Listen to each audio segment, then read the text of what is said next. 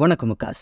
வாழ்க்கையில் ஒரு கட்டத்துக்கு மேலே நாம் ஏன் இதை செய்கிறோம், இது நமக்கு பிடிச்சிருக்கா, இல்லை இதுக்கு நாம் பழகிட்டோமா, இதை விட்டுட்டு நமக்கு பிடிச்சதை செய்யலாமா, நமக்கு பிடிச்சதை செஞ்சால் பொருளாதார ரீதியாக நம்மளால் சமாளிக்க முடியுமா அப்படின்னு பல கேள்விகளை நம்ம மனசு நம்மளை நோக்கி வீசும். அந்த கேள்விகளில் மூழ்கி செய்யறதும் பிடிக்காம பிடிச்சதையும் செய்ய முடியாமல் ஒடுங்கி ஒரே இடத்துல உட்காந்துடுவோம். நம்மளை சுற்றி இருக்கிற எல்லா விஷயத்து மேலேயும் வெறுப்பு உண்டாகும். நம்மளை நினச்சி நாமளே கவலைப்படுவோம். இது எல்லாத்துக்கும் காரணம் தெளிவான புரிதல் இல்லை, முடிவெடுக்கிற திறமை இல்லை. உங்கள் வாழ்க்கை உங்களுக்கு பிடிச்ச மாதிரி நீங்கள் மாற்றிக்க விரும்புனீங்க அப்படின்னா உங்களோட இக்கிகாய் என்ன அப்படின்றத கண்டுபிடிக்கணும். இக்கிகாய் அப்படின்றது உங்களுக்கு பிடிச்சதை செய்ய உதவுற ஜாப்பனீஸ் டெக்னிக். இக்கினா பீயிங் அலைவ், கெய்னா ரீசன். ஸோ இக்கிகாய்னா யுவர் ரீசன் ஃபார் பீயிங் அப்படின்னு அர்த்தம். இப்போ சொல்லுங்கள், உங்கள் இக்கிகாய் என்ன தெரியலையா? Welcome to life unblocked. இது இக்கிகாய் புக் சம்மரி. உங்களை காலையில் சீக்கிரமாக எழுப்புறது எது? உங்கள் வாழ்க்கைக்கு அர்த்தம் கொடுக்கறது எது? இந்த கேள்விகளுக்கு நிறைய பேரால் பதில் சொல்ல முடியாது.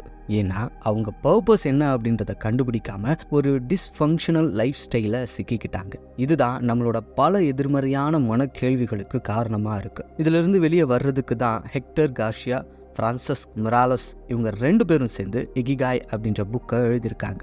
இக்கிகாய் அப்படி நமக்கு என்ன தரும் அப்படின்னு கேட்டிங்கன்னா, ஒகினாவா ஐலாண்டில் இருக்கிற மக்கள் உலகத்திலேயே நீண்ட ஆயுள் காலம் கொண்ட மக்களாக கருதப்படுறாங்க. அதுக்கு என்ன காரணம் அப்படின்னு சயின்டிஸ்ட் தேடி பார்த்ததுல அவங்களுடைய diet, exercise, strong social ties, அதை விட முக்கியம் ஹேவிங் அ லைஃப் பர்பஸ், இது எல்லாத்தையும் ஒரே சீராக வச்சுக்க உதவுனது தான் அவங்களுடைய இக்கிகாய் அப்படின்னு பல விஞ்ஞானிகள் சொல்கிறாங்க.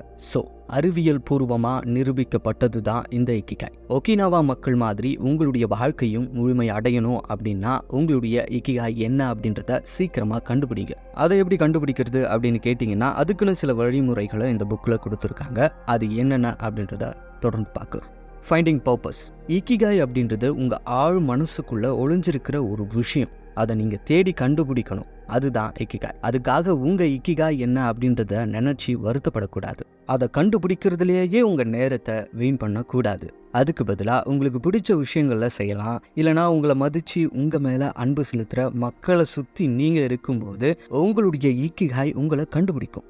ஸோ நீங்கள் உங்களுக்கு பிடிச்சதை செஞ்சு ரிலாக்ஸ்டாக இருந்தாலே போதும், உங்கள் இக்கிகாய் உங்களை வந்து சேரும். அதை ஃபோர்ஸ் பண்ணணும்னு அவசியம்லாம் இல்லை. இதை நீங்கள் செய்கிறதுக்கு 2 மெத்தட்ஸ் இருக்குது. அது என்னென்ன அப்படின்றத பார்க்கலாம். 1, லோகோ தெரப்பி. லோகோ தெரப்பி அப்படின்றது விக்டர் ஃப்ராங்கல் அப்படின்றவர் நாசிக்கிட்ட மாட்டி சிறையில் இருந்தப்போ இந்த முறையை கண்டுபிடிச்சாரு. நாசிக்கிட்ட மாட்டுனா என்ன ஆகும் அப்படின்றது நிறைய பேர் சொல்லி கேள்விப்பட்டிருப்பீங்க. அப்பேற்பட்ட அந்த சூழ்நிலையில் அவர் அனுபவிச்ச அனுபவங்களை வச்சு தான் லோகோ தெரப்பி அப்படின்ற இந்த முறையை கண்டுபிடிச்சிருக்காரு. அதாவது ஒரு மனுஷங்கிட்ட இருந்து நீங்கள் எதை வேணால் எடுத்துக்கலாம், ஆனால் அவனோட ஆட்டிடியூடை மட்டும் எடுத்துக்கவே முடியாது.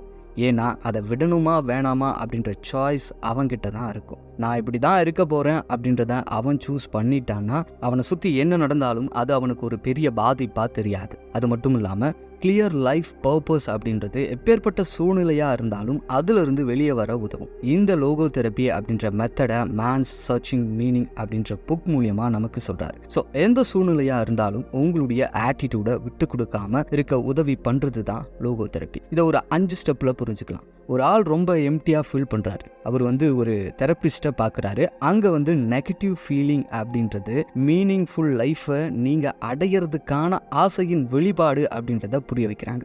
அப்புறம் அவரோட பர்பஸ் என்ன அப்படின்றத கண்டுபிடிக்கிறார். அந்த பர்பஸை முழு மனசோட ஏற்றுக்கிறாரு. அதோடு சேர்ந்து அவரோட பேஷனையும் கண்டுபிடிக்கிறாரு. இப்போ அந்த ஆள் அவருடைய எல்லா பிரச்சனைகள்ல இருந்தும் வழிகள்ல இருந்தும் வெளியே வந்துட்டார். ஸோ இந்த ஸ்டெப்ஸ் மூலியமா என்ன சொல்ல வராங்க அப்படின்னா, உங்களுடைய நெகட்டிவ் ஃபீலிங்ஸ் அப்படின்றது உங்களுக்கு வழி தரக்கூடியது அல்ல, அது உங்களுடைய வாழ்க்கையின் அர்த்தத்தை புரிய வைக்கிறதுக்கான வழி அப்படின்னு சொல்றாரு. 2வது மெத்தட், மொரிட்டா தெரப்பி. இந்த மொரிட்டா தெரப்பி அப்படின்றது ஜென் துறவியான ஷோமா மொரிட்டா அப்படின்றவரால் உருவாக்கப்பட்டது. என்னன்னா, மனதளவில் பாதிக்கப்படும் போது அதனால வெளிப்படுற உணர்வுகளை கட்டுப்படுத்துறதுக்கு பதிலாக அதை ஏற்றுக்கணும். அது மட்டும் இல்லாமல் உணர்ச்சிகளை மாற்றணும் அப்படின்னா அதுக்கு உங்கள் செயல்களை மாற்றணும். அப்படி பண்ணும்போது உங்களுடைய பர்பஸ் என்ன அப்படின்றது உங்களுக்கு தெரிய வரும் அப்படின்னும் சொல்கிறாரு ஷோமா மொரிட்டா. உங்களோட இக்கிகாய் என்ன அப்படின்னு தெரியணும்னா இந்த 2 ஸ்டெப்பை ட்ரை பண்ணி பாருங்கள். ஃபைண்டிங் ஃப்ளோ ஸ்டேட் அப்படின்றது அதிகபட்சமான படைப்பாற்றலும் மகிழ்ச்சியும் இருக்கிற நிலை தான் ஃப்ளோ ஸ்டேட். ஏன்னா சந்தோஷமாக இருக்கிற மக்கள் அவங்களுக்கு என்ன செய்யணும்னு தோணுதோ அதை தான் செய்வாங்க. இதை செஞ்சாதான் நாம் சாதிச்சிட்டோம் அப்படின்னு மற்றவங்களோட அளவுகோலை பெருசாக எடுத்துக்க மாட்டாங்க. ஸோ ஃப்ளோ அப்படின்றது ஃபோக்கஸ். ஸோ இங்கே டிஸ்ட்ராக்ஷனுக்கு இடம் இல்லை. நீங்கள் ஃப்ளோ ஸ்டேட்டை அச்சீவ் பண்ணணும் அப்படின்னா முதல்ல நீங்கள் ஃப்ளோவை வேல்யூ பண்ணணும். அதாவது ஹை வேல்யூ ஆக்டிவிட்டீஸை பண்ணணும். ஓகே, ஃப்ளோவை எப்படி அச்சீவ் பண்ணலாம் அப்படின்றத தொடர்ந்து பார்க்கலாம். Choose a task that's difficult but still doable. ஏதாவது ஒன்று ஈஸியாக இருந்தால் அது உங்களுக்கு சலிச்சிடும். ஏதாவது ரொம்ப கஷ்டமாக இருந்தால் அது உங்களுக்கு மன அழுத்தத்தை உண்டாக்கும். ஆனால் இது ரெண்டுத்துக்கும் நடுவில் ஸ்வீட் ஸ்பாட் ஒன்று இருக்குது. அதுதான் சவாலான ஒன்று, ஆனால் செய்யக்கூடியதும் கூட. ஃபார் எக்ஸாம்பிள், நீங்கள் ஒரு கம்ப்யூட்டர் ப்ரோக்ராமராக இருந்தீங்க அப்படின்னா புது ப்ரோக்ராமிங் லாங்குவேஜை கற்றுக்க ட்ரை பண்ணுங்கள். இல்லை நீங்கள் ஒரு டான்ஸராக இருந்தீங்க அப்படின்னா ஒரு சேலஞ்சிங்கான நியூ மூவை கற்றுக்க ட்ரை பண்ணுங்கள். அடுத்து, give your self a clear objective. கண்மூடித்தனமாக ஒரு விஷயத்தை செய்ய முயற்சி பண்ணீங்க அப்படின்னா அது உங்களுக்கு குழப்பத்தை உண்டாக்கும், உங்கள் நேரத்தை விரயமாக்கும், உங்கள் எனர்ஜியை குடிச்சிடும். அதுவே ஒரு தெளிவான முடிவோட ஒரு விஷயத்தை செஞ்சீங்க அப்படின்னா ஃப்ளோவில் இருக்க உங்களுக்கு உதவும். உதாரணத்துக்கு, நீங்கள் ஒரு ரைட்டர், நான் டெய்லியும் இத்தனை வேர்டை எழுத போகிறேன் அப்படின்னு ஒரு கோலை செட் பண்ணுங்கள். இல்லை நீங்கள் ஒரு டீம் லீடராக இருந்தீங்க அப்படின்னா உங்கள் டீமுக்கு ஒரு கிளியர் மிஷனை செட் பண்ணுங்கள். அப்புறம் அதே சமயத்தில் அதை முடிக்கணும் அப்படின்னு ஆவேசப்படாதீங்க. ஏன்னா அது உங்களுக்கு அழுத்தத்தை கொடுத்து கடைசியில் உங்களுக்கு எதை நோக்கி போகிறோம் அப்படின்றது தெரியாமல் போயிடும். ஸோ சிம்பிளாக நான் இதை செய்ய போகிறேன் அப்படின்னு முடிவு பண்ணுங்கள். அதை முடிக்க கவனம் செலுத்துங்க. ஒரு ஒலிம்பிக் ஆத்லெட் மாதிரி என்னதான் கோல்டு மெடல் தான் டார்கெட்டாக இருந்தாலும் அவங்க பர்ஃபார்மன்ஸ் மேலே தான் கவனம் செலுத்துவாங்க. கோல்டு மெடல் அவங்கள தானாக தேடி வரும். Remove distractions. இப்போ இருக்கிற ஒரு பெரிய டிஸ்ட்ராக்ஷன் அப்படின்றது இன்டர்நெட் தான். நீங்கள் வேலை செய்ய போகிற இடம் எந்த ஒரு டிஸ்ட்ராக்ஷன்ஸும் இல்லாத ஒரு இடமா பார்த்துக்கோங்க. அதாவது இன்டர்நெட் ஆக்சஸ் இல்லாத ஒரு இடமா கூட இருக்கலாம். எப்போல்லாம் டிஸ்ட்ராக்ட் ஆகுறீங்களோ அப்போல்லாம் உங்கள் மைண்டை அட்டென்ஷனுக்கு கொண்டு வர ட்ரைன் பண்ணுங்கள். அதுக்கு நீங்கள் மைண்ட்ஃபுல்னஸ்ஸு இல்லைனா வேறு ஏதாவது டூலை ட்ரை பண்ணலாம். Focus on just one task. ஒரே ஒரு விஷயத்து மேலே உங்கள் கவனத்தை செலுத்துங்க. உங்களால் உண்மையாகவே மல்டி டாஸ்கிங் பண்ண முடியாது. ஏன்னா நீங்கள் ஒரு விஷயத்தை செஞ்சுக்கிட்டு இருக்கும்போதே இன்னொரு விஷயத்துக்கு தாவுனீங்கன்னா 2 விஷயங்களோட குவாலிட்டியும் பாதிக்கப்படும். ஸ்டடீஸ் என்ன சொல்லுதுன்னா, மல்டி டாஸ்கிங் பண்ணும்போது நம்மளோட லேர்னிங் பாதிக்கப்படுது, ப்ரொடக்டிவிட்டி பாதிக்கப்படுது, தற்காலிகமாக நம்மளோட ஐக்யூவையும் குறைக்குது. ஸோ ஒரு நேரத்தில் ஒரு விஷயத்தை முடிக்க மட்டும் ட்ரை பண்ணுங்கள். அடுத்த டாபிக், லிவிங் யுவர் இக்கிகாய்.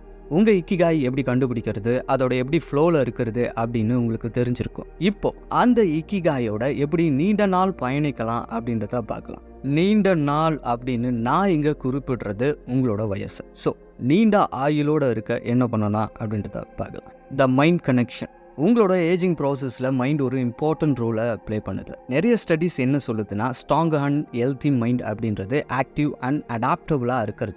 இது நம்மளை எளிமையாக வச்சுக்க உதவும். ஸோ நீங்கள் ஸ்ட்ரெஸ்ஸில் இருக்கும்போது நீங்கள் எவ்வளோ காமன் பாசிட்டிவாக இருக்கீங்க அப்படின்றத பொறுத்து தான் உங்கள் மைண்ட் எவ்வளோ ஸ்ட்ராங்காக இருக்குது அப்படின்றத அளக்க முடியும். ஏன்னா சயின்ஸ் என்ன சொல்லுதுன்னா, ஸ்ட்ரெஸ் உங்களோட செல்ஸை சீக்கிரமாக ஏஜ் ஆக வைக்குது.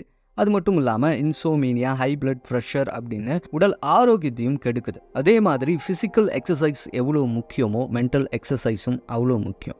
ஸோ உங்கள் மூளைக்கு வேலை கொடுங்க, அது உங்களை எங்கே வச்சுக்கும். உதாரணத்துக்கு, உங்கள் கம்ஃபர்ட் ஜோனை விட்டு வெளியே வாங்க, புது ஸ்கில்லை கற்றுக்கோங்க, மற்றவங்க கூட விளையாடுங்க. எப்போ நீங்கள் புது விஷயத்தை உங்கள் பிரெயினுக்குள்ளே செலுத்துறீங்களோ அப்போ உங்கள் பிரெயின் புது நியூரல் கனெக்ஷன்ஸை உருவாக்கும். அது உங்களை எளிமையாக வச்சுக்கும். இந்த காலகட்டத்தில் ஒரே இடத்துல உட்காந்து வேலை செய்ய பழகிட்டோம். ஆனால் அது ரொம்ப ஆபத்தான ஒரு விஷயம். ஸோ ரொம்ப நேரம் உட்காந்து வேலை செய்கிறத தவிருங்க. ஸோ உங்கள் உடம்புக்கு வேலை கொடுங்க. அதுக்கு நீங்கள் ஜிம்முக்கு போகணும் அப்படின்னு அவசியம் இல்லை. நடங்க, டான்ஸ் ஆடுங்க. ஸோ இந்த மாதிரி உங்கள் உடம்புக்கு வேலை கொடுங்க. அதே மாதிரி சரியான தூக்கமும் முக்கியம். ஏன்னா தூக்கம் அப்படின்றது ஒரு ஆன்டி ஏஜிங் டூல். ஏன்னா நீங்கள் தூங்கும்போது தான் மெலட்டோனின் சுரக்குது. இது உங்கள் நோய் எதிர்ப்பு சக்தியை பலப்படுத்தும், உங்கள் ஸ்கின்னையும் ஸ்மூத் ஆக்கும். இது எல்லாத்தையும் விட சாப்பிட்றது ரொம்ப முக்கியம். சாப்பிடணும் அப்படின்னு சொன்ன உடனே வயிறு ஃபுல்லாக சாப்பிடணும்னு அர்த்தம் இல்லை. தேவையான அளவு சாப்பிடணும். ஆரோக்கியமான உணவுகளை தான் உங்கள் டயட்டில் இருக்கணும். ஸோ இப்போ பார்த்த இது எல்லாமே உங்களை எளிமையாக வச்சுக்க உதவும். அடுத்த டாபிக், பிகமிங் ரிசிலியன்ட். இது வரைக்கும் உங்களுடைய இக்கிகாய் எப்படி கண்டுபிடிக்கிறது, அது எப்படி அனுபவத்து மூலியமாக கட்டமைக்கிறது, அப்புறம் எப்படி இளமையாக ஆரோக்கியமாக இக்கிகாயோடு சேர்ந்து இருக்கிறது அப்படின்றத பார்த்தோம். இப்போ என்ன பார்க்க போகிறோம் அப்படின்னா, ஒரு விஷயத்தை அடைய பயணிக்கிற வழியில் எந்த ஒரு தடைகளும் வராது அப்படின்னு சொல்ல முடியாது இல்லையா?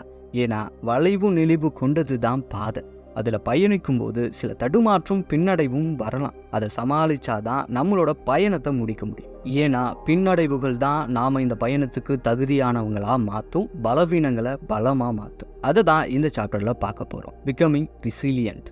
ஸோ உங்கள் இக்கிகாய் நோக்கிய பயணத்தில் உங்களுக்கு இன்னும் அதிகமான பலத்தை கொடுக்க போகிறது நீங்கள் சந்திக்கிற சோதனைகள் தான். இதை நீங்கள் 2 விதத்தில் கையாளலாம். அது என்னென்ன அப்படின்றத பார்க்கலாம்.